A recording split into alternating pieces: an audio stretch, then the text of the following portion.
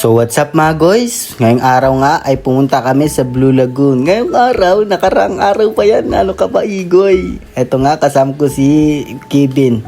At ayan nga ang mga sangre. Nagsiakyata na sa taas. Makakuha lang ng magandang anggulo. Ganyan ba ang mga girls? Ayan sila sangre Pirina, sila sangre Amihan, sila sangre Hagorn. Sangre ba si Hagorn?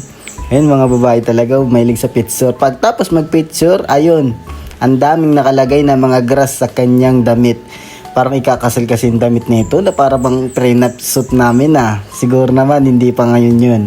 Ayan pakapagod din pero wala tayong gagawa dahil patay tayo dyan pag nagreklamo tayo. At bumili nga kami ng couple na neck bracelet ng aking jowa. Ayun yung girlfriend ko yung nakaputi, yan si Kuya Ayun daw maganda, malalaman mo ang corals pag magpa-powderize.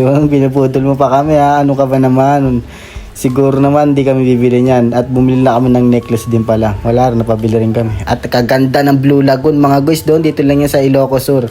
At ayan nga birthday girl na si Ate Cleo. At ayun nga si Kyla na bispre ng aking girlfriend. Ayun, bigla naman siyang nag-craving sa buko. Rar, talagang Thai goods Talagang walang pinipili yan. Girlfriend ko na yan. Ayan yung Blue Lagoon. Sobrang ganda dito sa Ilocos mga guys. You must try and you must go. Kumain nga kami dito sa Marites Homestay and Restaurant. Ito ang kanilang menu. Bestseller, baglit kare-kare, dinakdakan, puki-puki. Puki-puki. Oh my God, may ganun palang pagkain.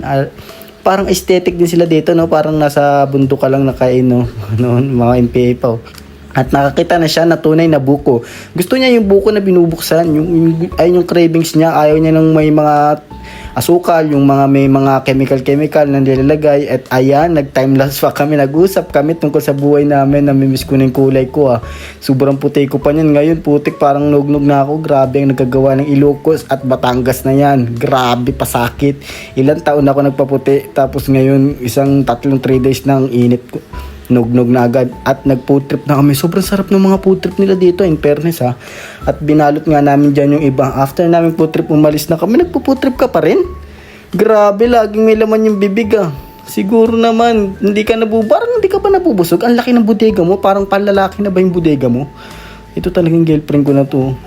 At minadaanan nga kami ditong resort na abandonado na mga guys Sobrang ganda nito. I think more or less nevertheless, nakanantiteng ano ba yan? Yung English din ako. Kala mo, magaling din ako Sobrang ganda ng resort na to Yung team niya parang Titans Attack on Titans ba yun? Or Clash of Clans? Just like that. Nakanantiteng English na naman Ayan mga guys, sobrang ganda dito sa Blue Lagoon mga guys. Ang ganda ng tubig. Ang ganda, sobrang blue. Kaya nga Blue Lagoon, siguro naman. At ito ang next destination namin. Panoorin niyo yung next vlog ko dyan. Thank you for watching. Like, follow, and share.